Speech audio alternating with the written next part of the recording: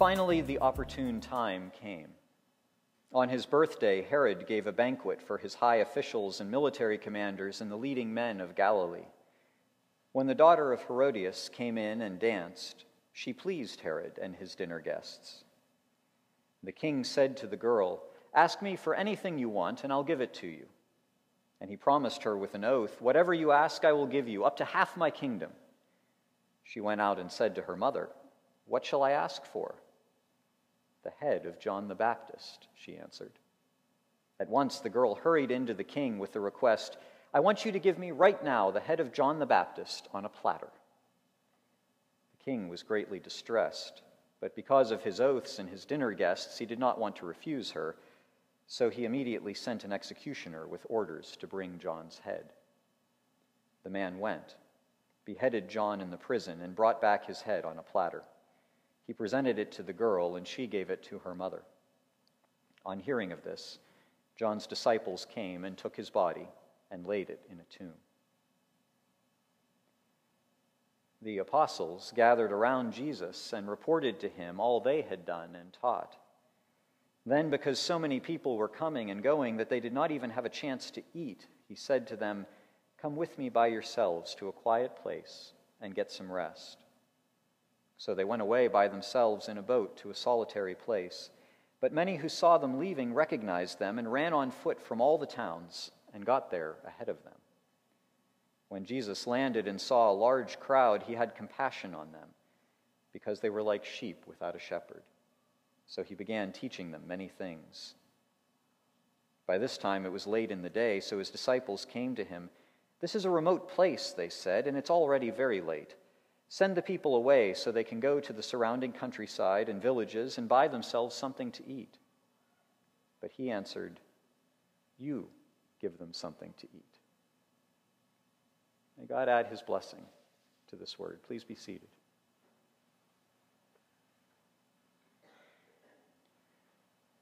Well, a question for you this morning. Are you a beach vacation person or a mountain vacation person? One of the great debates of the ages. Who tends to a beach person? A few of you? Okay, mountain person. Wow, definitely leaning one direction here this morning. You know, I was able to find a poll. It's from 2012, so it's getting a little older now, by ABC News and the Washington Post. And in that poll, 72% of the Americans who were polled viewed a beach vacation favorably, and 66% viewed a mountain vacation favorably, kind of about the flip of what we have here. But you know what? The difference was all women. Men saw both pretty much equally, but there was an 11-point spread among women in favor of going to the beach. Other interesting tidbits from that. Parents were much more likely to prefer a beach vacation. I'm not sure what's behind that. Maybe hoping that the kids would just get swept away or something. I don't know. And grumpy old men might be a thing, because people over 65 saw both types of vacation, but especially beaches, much less favorably than younger people. And in this season, it might be good to know, Republicans and Democrats agreed on at least one thing. 75% of both parties saw a beach vacation favorably. So you'll get into political arguments on the beach if you want to. But you know, you might be here this morning saying, you know, neither. I don't really care for either one. Or you can't really remember the last time you took a vacation. Maybe you don't get the time off of work, or you don't have the money, or you have family responsibilities. Or maybe you just find it harder to come back from vacation than just to keep working. Maybe you come back from vacations more tired than you left, so it just isn't worth it. You know, for many years, because of just how it works with our vacation time, our main time away as a family is visiting family. We usually try to spend a couple weeks in Texas with Ginger's family to make the drive there worthwhile. Try to make short weekend trips over to Pennsylvania to see my mom and family there.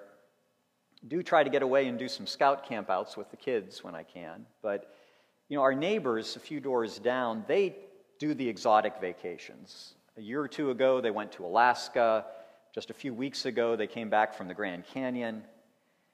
But the truth is, most people in Mark's day, at the time that Jesus was ministering on the earth there, most people in our world today don't really get vacations the way we tend to think of them. But that doesn't mean that rest isn't important. You might have noticed that I started with what we were reading this morning. I started in the middle of one story and ended in the middle of another story. And I didn't just do that to make you uncomfortable.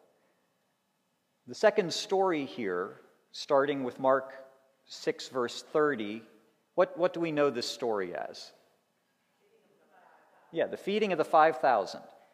It's one of the few accounts that's found in all four Gospels. All of them thought it was important to include that. It's one of the most dramatic of Jesus' miracles. And in fact, the 5,000 was just the men who were there. They counted up the men best they could, but there were actually probably, when you count the women and the children, probably close to 10,000 or more people who were there. It was kind of the opposite of a political rally. The number was actually less than who were actually there. But we often, when we look at this miracle and this story, we often miss the transition. Because the miracle wasn't something that seems like it was terribly planned. The plan was for Jesus and the 12 apostles to get away, to rest.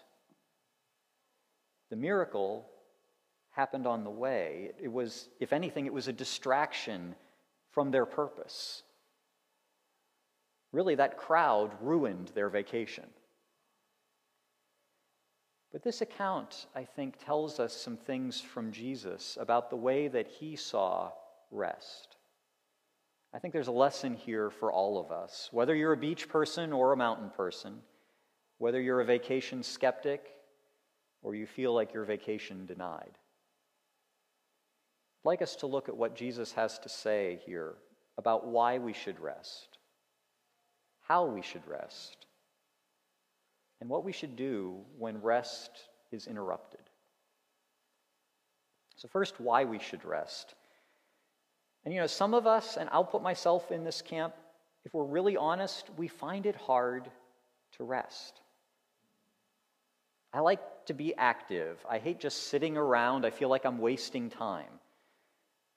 Some of us, if we go away on vacation, we can't stop thinking about the work that we could be doing if we weren't stuck with nothing to do. And even if we don't go anywhere, if you sit down, you hear that nagging voice that you should be doing something. And I mean the voice in your head, not your spouse. But Jesus took the initiative to tell his disciples, let's go away and get a little rest.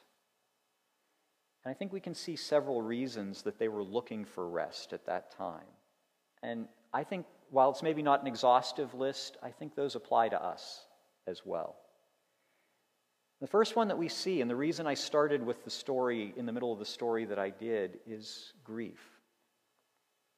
Mark places the execution of John the Baptist directly before the feeding of the 5,000, and so does Matthew. And Matthew makes the context clear. In Matthew 14, he says, John's disciples came and took his body and buried it. Then they went and told Jesus. When Jesus heard what had happened, he withdrew by boat privately to a solitary place. John the Baptist was Jesus' opening act.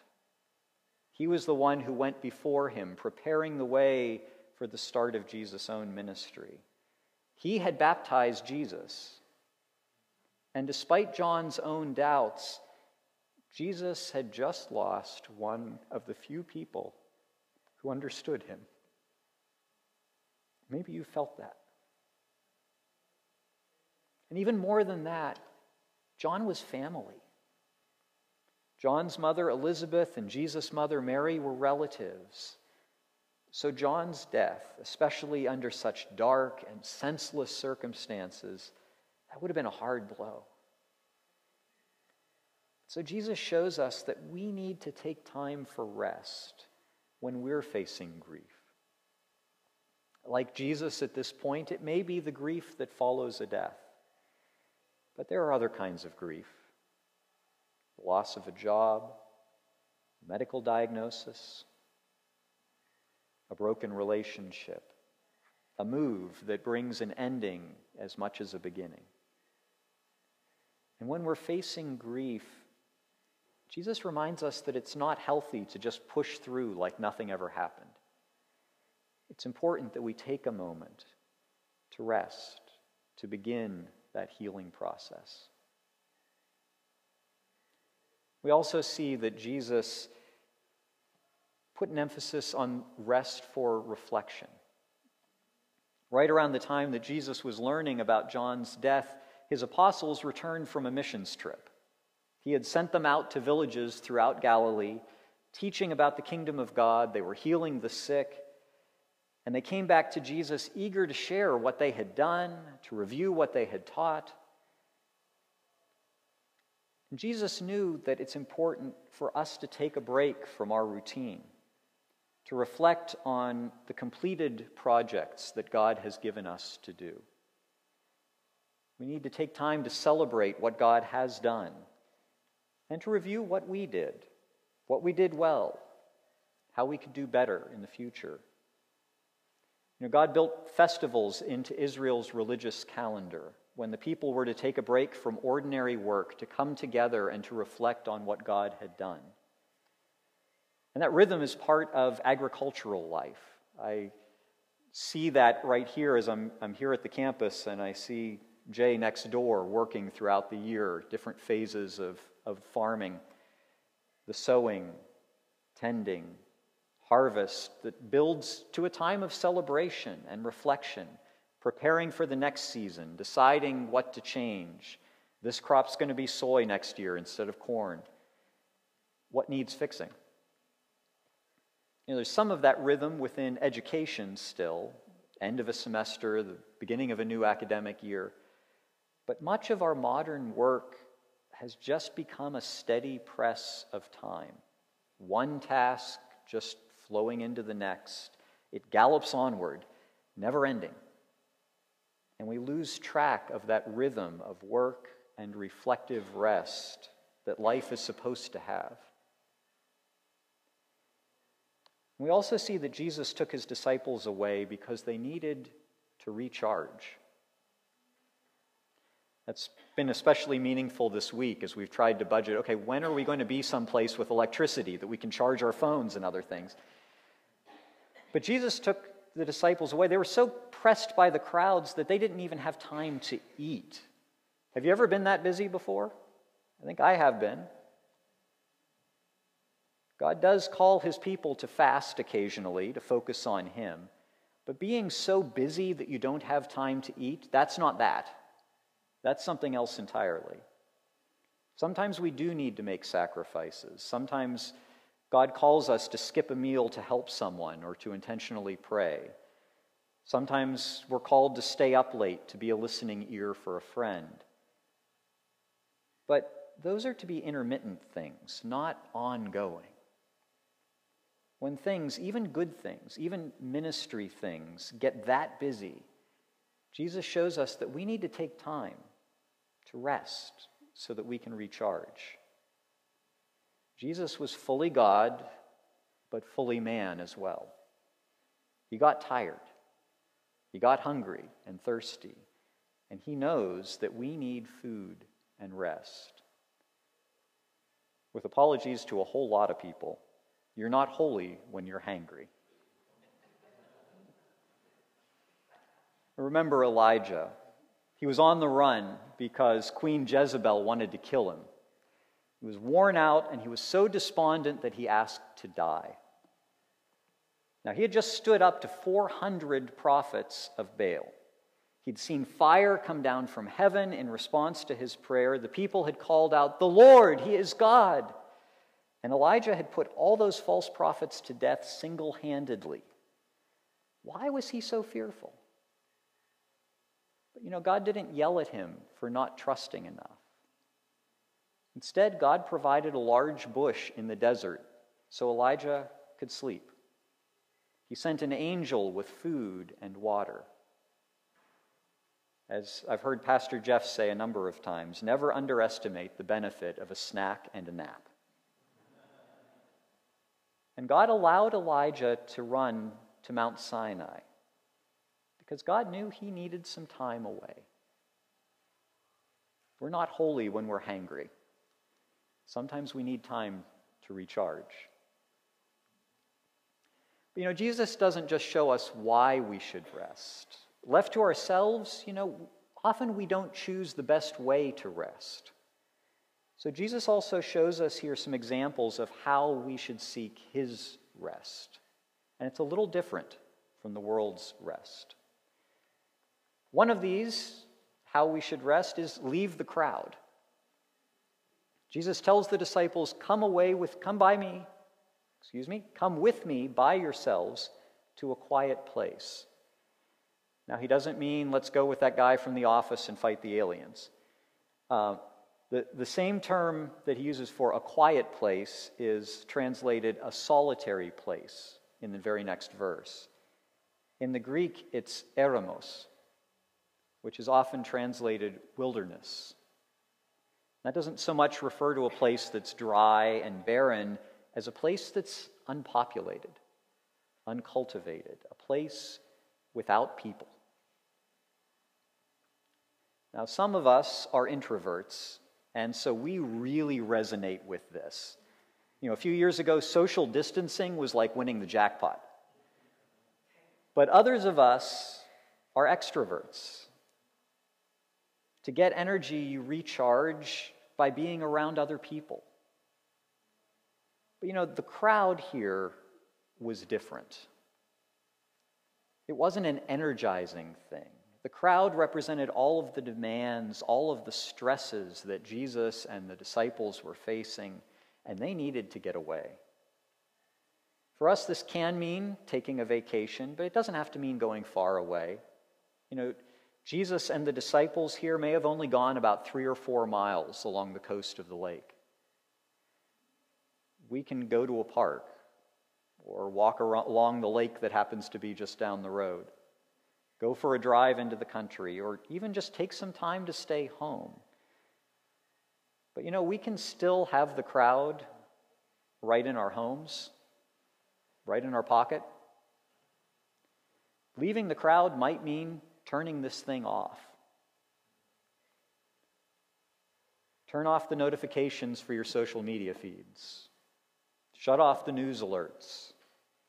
Leave the crowd behind for a time.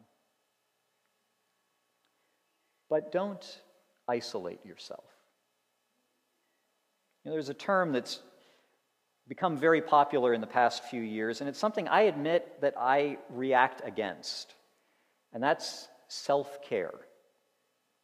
Now, I react against it not because I believe that we shouldn't take care of our bodies, that we shouldn't take care of our mental health. That's not what I mean. But I think that if anything, the problem with our culture today is that we're too self-absorbed, that we're too focused on ourselves. And if we are really going to rest the way that God wants us to rest, we need to get out of ourselves and get over ourselves. A couple of years ago, psychiatrist Richard Friedman was writing in the Atlantic magazine an article entitled, "Beach Vacationers Are Doing It Wrong." So apologies to those of you who raised your hand at that point. I'd like to read a section of what he wrote here. Lying in the blazing sun on the beach, you'll be stuck in your head with plenty of time to think about your problems. To your surprise, you might start feeling lonely and bored, even restless with all this free time. The truth is, when it comes to vacation, rest and relaxation aren't just overrated. They might even work against the very things a trip is meant to cultivate. A mental reset, a sense of relaxation, happiness. A better vacation is one in which vigorous exercise features prominently. That way you can take a break not just from work and routine life, but also from the tyranny of self-absorption. Now, I don't know if Richard Friedman is a Christian, and I don't necessarily agree with everything he said there, but I think he does correctly identify a major problem with the way that we often try to rest. We only go deeper into ourselves, and that's usually not the healthiest approach. It can cause us to spiral downward in anxiety and depression, or we can fall into a self-indulgence that leads us to compromise who we are called to be in Christ. Have you ever found yourself on vacation becoming more impatient, more demanding, more likely to succumb to sins of pleasure or pride? So how do we avoid that? Now, I don't agree with Richard Friedman that it has to be vigorous exercise, even though I do like to go backpacking. But instead, I think we need to focus on relationships, is one thing we see from Jesus. In his time of grief, when the disciples needed to reflect and recharge, Jesus wanted to be with his friends. He called the 12 apostles, his 12 closest friends, to get away with him and rest. Now, he did spend time alone. Right after feeding the 5,000, he went up alone on the mountain to pray. He spent 40 days fasting alone at the start of his ministry. Time alone isn't necessarily bad, but we do need to take time to pour into those close relationships, particularly with our brothers and sisters in Christ. And they may be related to us by blood, or they may be just close friends. Because that creates the sort of environment for the sort of rest that God wants to give us. On the flip side of that, Jesus knew that what his disciples most needed to reflect and to recharge properly was to spend time with him. You know, we need, just like them, we need to be sure that our times of rest, especially when we're alone, includes seeking Jesus. And I don't know about you, but often I find that when I'm on vacation, when I'm out of my routine, that's often when it's hardest to make time to go to God's Word, to spend time in prayer. And then I'm surprised when I feel more drained, more anxious, more self-absorbed. So make time for Jesus to receive his peace and his rest. But you probably noticed the same thing that I did. Jesus and his disciples went away to get some rest, and the crowd followed them. Their rest was interrupted. Last month, we went to Texas to visit Ginger's family. And after we got there, we found that one of our kids had managed to pick up scabies, which required all of us to go to urgent care to get prescription cream, wash everything in hot water. It really felt like something out of Leviticus. And then we found that Ginger's mom's washer wasn't letting hot water in, right as we needed to wash everything in hot water. So I did kind of redneck fix and swap the hoses until I could get the part in to fix it properly.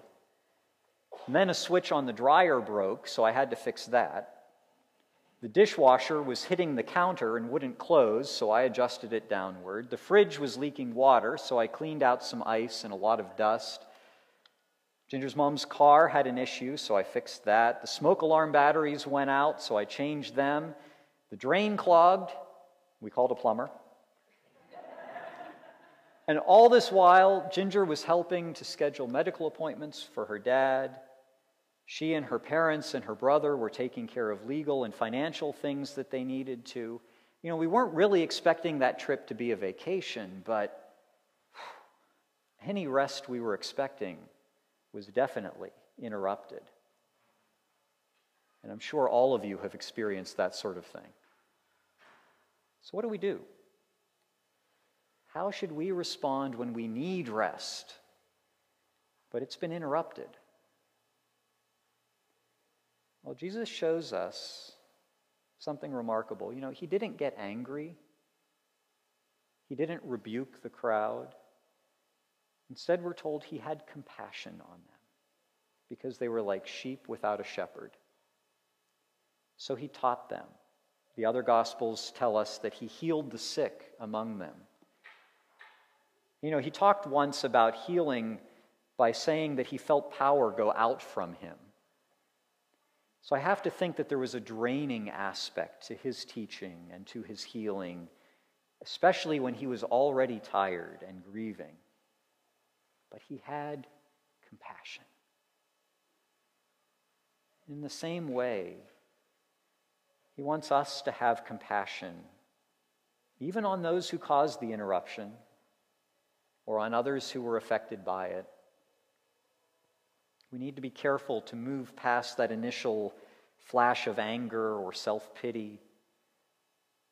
We need to desire to have the compassion that Jesus did and that he wants to give us. Also, we need to look for what Jesus wants to teach us and do through us.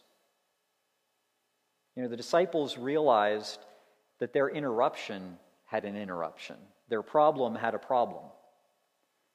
It was getting late, and nobody had brought enough food for this huge crowd.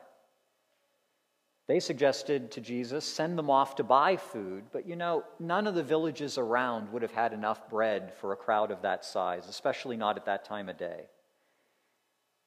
So then Jesus says something surprising. You give them something to eat. Us? What are you talking about, Jesus? There's no way. We're exhausted. But Jesus had something powerful that he wanted to teach the disciples.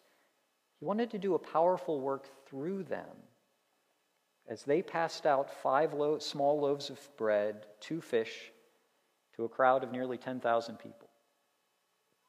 He wanted to teach them about faith. He wanted to teach them that man does not live by bread alone, but by every word that comes from the mouth of God. He wanted to teach them that his kingdom was different, that he was different, and they needed to rely on him. So I think in the same way, when our rest is interrupted, we need to ask, God, what do you want to teach me? What do you want to do through me in the middle of this interruption? There's an old saying that ministry happens in the interruptions. And I've found that to be true. Often the times that the Holy Spirit works most powerfully is when I've been interrupted, when I wasn't expecting the person to stop by, when I'm operating beyond myself, and all I can do is rely on him. So it's vital that when our rest is interrupted, we remember to pray. In the interruption, Jesus' disciples go to him. And after supper, Jesus leaves the crowd. He goes up on the mountain to pray.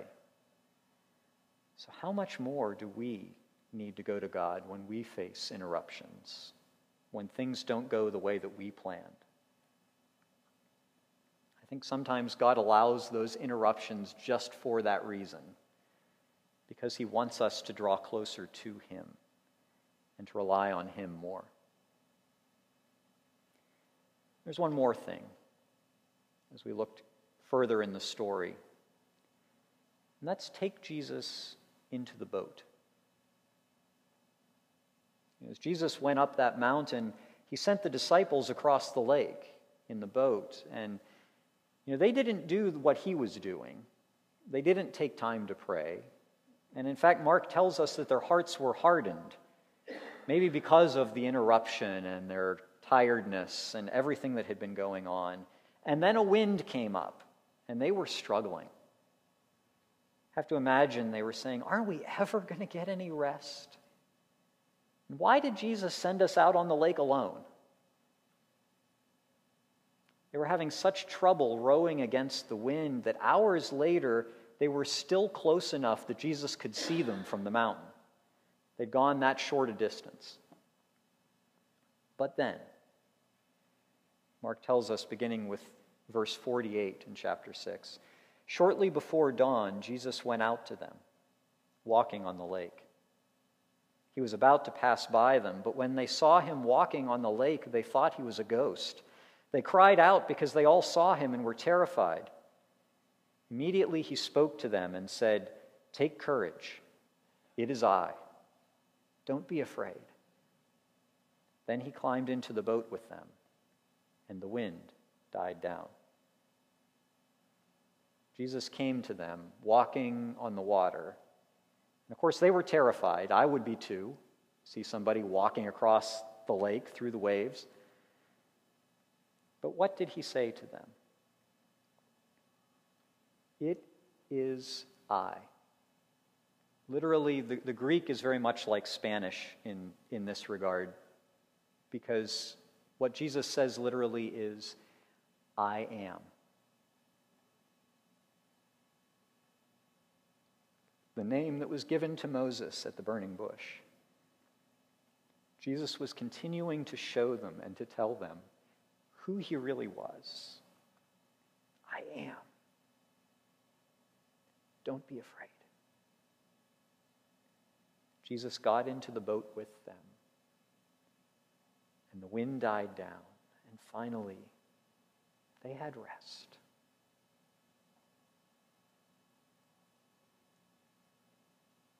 Jesus would take them on longer times in the future.